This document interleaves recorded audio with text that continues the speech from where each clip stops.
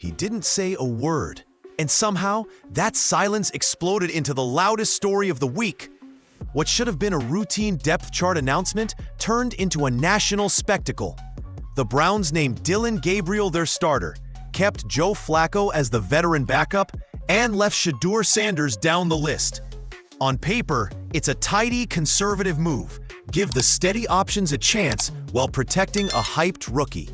In practice, it lit a fuse. When reporters asked Sanders about his role, he didn't deliver the expected soundbite. He mouthed answers, he pantomimed responses, and the clip spread faster than any highlight. That muted reaction became the moment everyone replayed, remixed, and argued about for days. This isn't just a coaching choice anymore. It's a story about control. Who gets to define a player's narrative, and how an organization balances development with the business of attention. Sanders arrived in Cleveland with more than arm talent. He came with name, recognition, hype, and a built-in audience. To their credit, the Browns can argue they're protecting him, keeping him from being exposed too soon. But from a distance, that strategy looked less like caution and more like hesitation. And silence from a player as loud as Sanders reads as a message. Then national voices piled on. Big-name commentators framed the decision as politics over progress. Former players compared it to lessons they lived through, how swagger gets labeled arrogance, and how organizations react when a young player threatens the script. Even the commissioner's involvement, whether through off-script comments or increased scrutiny, pushed the whole thing from locker room debate to league-level drama. Why does any of this matter beyond Cleveland? Because football is entertainment now. A marketable rookie shifts ratings, sponsorships, and TV narratives. When you bench someone who moves the needle, you risk more than a few disgruntled fans. You risk brand value, broadcast interest, and momentum. The optics of a quiet rookie while veterans get the reps have downstream effects that reach boardrooms as much as they do bar stools. So this video isn't just about who should be QB2. We're tracing how one small press room moment grew into a test of priorities for a franchise. Development versus spectacle, patience versus pressure. The coach's plan versus the fan base's expectations. By the time this is over, you'll see why a single silent answer might change more than a season. It could reshape how the Browns and maybe the league approach the next generation of stars. Stick around.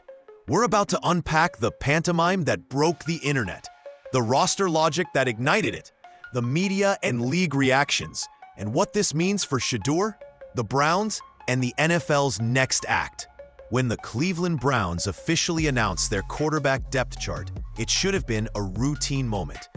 Dillon Gabriel, the rookie with 6 years of college football and nearly 65 games under his belt, was named QB1. Joe Flacco, the seasoned veteran, slotted in as the backup, and Shedeur Sanders, the highly anticipated rookie, with a spotlight bigger than most veterans, was tucked away at QB3. On paper, it looked simple. In practice, it sparked chaos. Fans immediately noticed the optics. Gabriel being named the starter made sense. He's older, more experienced, and physically ready for the grind of an NFL season. Flacco holding the clipboard also fit. He's the veteran mentor, the safe insurance policy every front office loves. But Sanders sitting at QB3? That's where the narrative went off the rails. This wasn't just another rookie. This was the son of Deion Coach Prime Sanders, a player whose presence carries weight far beyond the field. Almost instantly, the story stopped being about Gabriel's promotion. The headlines didn't celebrate him finally getting his shot. Instead, they were hijacked by the question, why is Shedeur Sanders buried on the depth chart? Every debate show, every podcast, and every fan forum locked onto that one storyline. It wasn't Gabriel's moment. It was Shedeur's controversy. And here's the wild part. Shedeur didn't even need to say anything.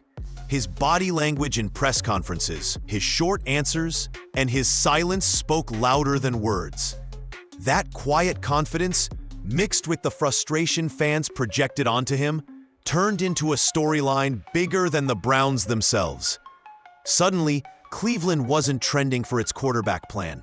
It was trending because of the quarterback it wasn't playing. The Browns probably thought they were buying time, easing Sanders into the NFL with patience. Instead, they lit a fire that's burning hotter than any preseason highlight. And the question hanging over everything is simple. Did Cleveland just mishandle the future face of their franchise before he ever got his real shot? It didn't take long for the story to escape Cleveland and blow up nationally. The moment Shedeur Sanders was listed as QB3, the national sports media pounced. And if there's one thing we know, it's that when voices like Stephen A. Smith and Cam Newton jump into the conversation, the fire only burns hotter. Didn't hold back. He acknowledged that Dillon Gabriel had earned his opportunity. The age, the experience, the college track record all justified the decision. But he couldn't ignore the obvious. Why was Joe Flacco, a veteran clearly past his prime, sitting at QB2 while Sanders was shoved to the bottom? To Stephen A., this wasn't just coaching strategy. It smelled like politics. The safe move, the comfortable move, the one that avoids headlines in the short term, but creates them in the long run. He made it clear, the league isn't blind. Fans aren't blind. Eventually, Sanders would be on the field, because talent like his can't be hidden forever. Then Cam Newton dropped his perspective, and it hit even harder. Newton knows the politics of quarterbacking better than most. A former MVP whose career was often defined as much by perception as performance. He suggested that Shedeur might be facing something bigger than football, the weight of celebrity. Newton pointed out that Sanders' aura, his brand, his confidence, what some call swagger, others might call arrogance, was being held against him. That coaches and executives might see the attention he commands as a distraction rather than an asset. And, in Newton's eyes, that looked a lot like sabotage. Within hours, the narrative flipped. It wasn't about Gabriel's chance or Flacco's mentorship anymore. It was about whether Cleveland was deliberately slowing down Sanders, whether his father's influence, his confidence, and his popularity were being used against him. Talk shows turned it into a daily debate. Social media turned it into a meme war. And suddenly, Shedeur Sanders wasn't just a rookie quarterback. He was the center of the NFL's latest controversy. But here's the kicker. For Shedeur, this wasn't even new. He's been living under a spotlight his entire career. And that's exactly why the next chapter matters even more. Quarterback battles in the NFL are rarely just about talent. They're about politics, perception, and the power struggles that happen behind closed doors. And when it comes to Shedeur Sanders, those forces are even louder than usual. On paper, Sanders should be viewed like any other rookie. Develop him slowly, let him learn the playbook, and wait for his moment. But that's not how this works. His last name alone makes him different. He's Deion Sanders' son, a player with a built-in fan base, a massive social following, and a brand that already stretches far beyond football. That kind of presence doesn't just sit quietly on the sideline. It demands attention, whether the Browns like it or not. And that's where the politics kick in. Coaches like Kevin Stefanski are judged on stability, on keeping control of the locker room and the headlines. To him, inserting Sanders too soon might look like chaos. But to the league, to sponsors, and to fans, keeping Sanders hidden looks like wasted opportunity. It's the same tension Cam Newton warned about, the fear that a quarterback's aura could overshadow the team. This isn't new either. NFL history is littered with young quarterbacks caught in political crossfire. Some were benched because the veterans ahead of them had earned the right to play. Others were slowed down because the organization wasn't ready for the spotlight they brought. But with Sanders, the stakes are higher. He's not just a prospect. He's a storyline the NFL is eager to push. That makes his situation different from almost anyone who's come before. What's fascinating is how quickly this QB3 decision has turned into a debate about power. Is it Stefanski protecting his team? Is it ownership trying to control the brand? Or is it simply the NFL struggling to balance old-school patience with new-school star power? Whatever the truth, one thing is clear. Shedeur's path won't follow the usual rookie script. His journey is as much about perception as performance. And that sets the stage for the most important question yet. If politics, not talent, are shaping his future, how long before the pressure boils over? Sometimes the most powerful move isn't what you say, it's what you don't. And Shedeur Sanders just proved that in Cleveland.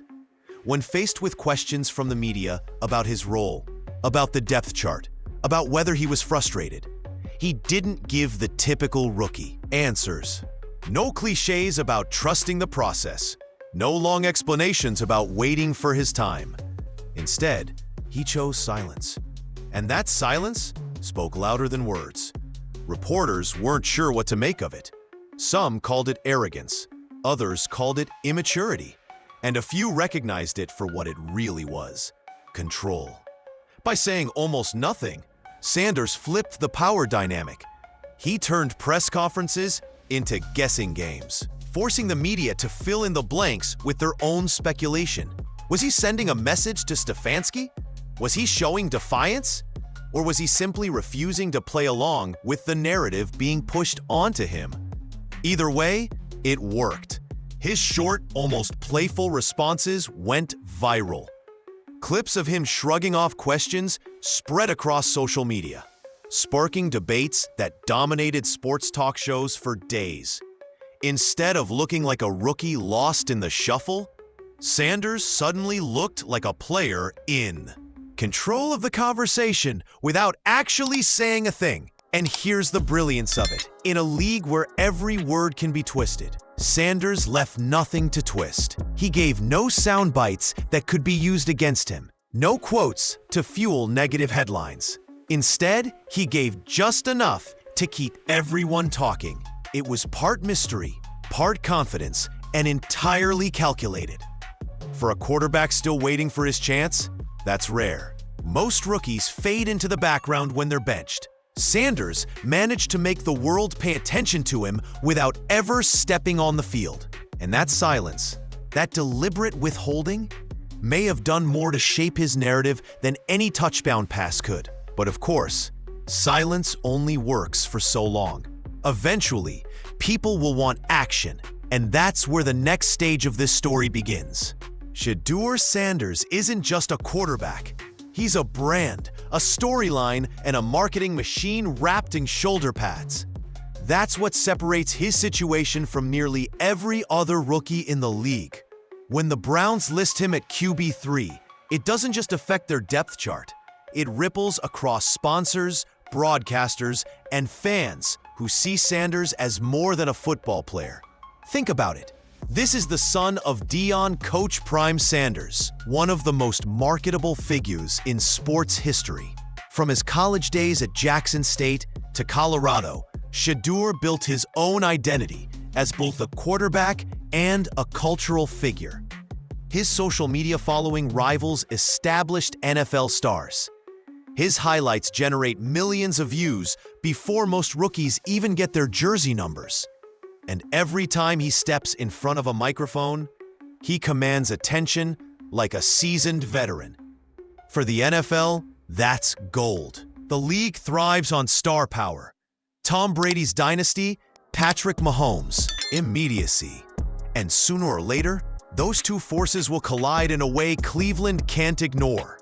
So where does all of this leave Shedeur Sanders and the Cleveland Browns? On the surface, it looks like a waiting game. Gabriel gets his shot as QB1, Flacco holds the clipboard as QB2, and Sanders continues to develop quietly in the background. But if you've been following this saga closely, you know it won't stay quiet for long. The NFL is unforgiving. Quarterbacks are judged by wins, not patience. If Gabriel stumbles, if Flacco shows his age, or if Cleveland's offense sputters, the calls for Sanders will be deafening. Fans won't care about long-term strategy or rookie timelines. They'll want the most exciting option on the field. And with Sanders' presence, that excitement is built in. Every time he warms up on the sideline, every snap he takes in practice, the pressure on Stefanski grows heavier. The Browns know this, and so does the league. That's why this isn't just about whether Sanders is ready. It's about how long Cleveland can hold back a player who already feels like a star. If they wait too long, they risk wasting the momentum. If they move too quickly, they risk exposing him before he's truly prepared. It's a razor-thin balance, and one wrong step could reshape not only Sanders' career, but also Stefanski's future as head coach. Meanwhile, Sanders himself has already shown he knows how to play the long game. His silence in press conferences, his calm body language, his refusal to bite on media bait, all of it shows a player in control of his own story. He doesn't need to force his way into the spotlight. The spotlight comes to him naturally. So what's next? Either Cleveland embraces that spotlight and lets Sanders grow into the role sooner rather than later, or they keep fighting the inevitable and risk turning this into an even bigger circus. Because one way or another, Shedeur Sanders is not staying QB3 forever. The only question left is whether the Browns will ride the wave or get drowned by it. At the end of the day, this story is about much more than where Shedeur Sanders sits on a depth chart. It's about the collision between tradition and evolution, between old-school coaching patience and new-school media pressure. On one side, Kevin Stefanski and the Browns want to take it slow, letting their rookie marinate behind veterans. On the other, the NFL machine, the fans, and the media see Sanders as a star who shouldn't be hidden, someone whose time is now. And that's what makes this saga so fascinating. Every move the Browns make with Sanders will be scrutinized in a way most rookies could never imagine. If Gabriel lights it up, maybe Cleveland buys time. But if he falters, the spotlight shifts immediately to Sanders. If Flacco struggles, fans won't call for another veteran. They'll call for Shedeur. That pressure isn't going away. It's only building. The silent strategy, the media debates, even Roger Goodell weighing in. All of it proves one simple truth. Shedeur Sanders has already arrived as a storyline, whether he's on the field or not. His presence is bigger than stats, bigger than preseason reps, bigger than the role of a QB3. He represents the NFL's future, a quarterback who's part athlete, part celebrity, and part brand. And that's why the Browns can't afford to mishandle this. They don't just have a rookie quarterback. They have a potential face of the league, someone whose career arc will be remembered long after depth charts are forgotten. So here's the real takeaway. Sanders doesn't need to force his moment. The moment will come to him. It always does with players like this. The only question is whether Cleveland embraces it or resists it until it's too late. Because in the NFL, you can only keep the spotlight away for so long before it finds its way back. One silent press conference has already turned into a nationwide debate. Imagine what will happen the moment Sanders finally gets his chance on the field. And when that happens, the NFL won't just be watching, it'll be holding its breath.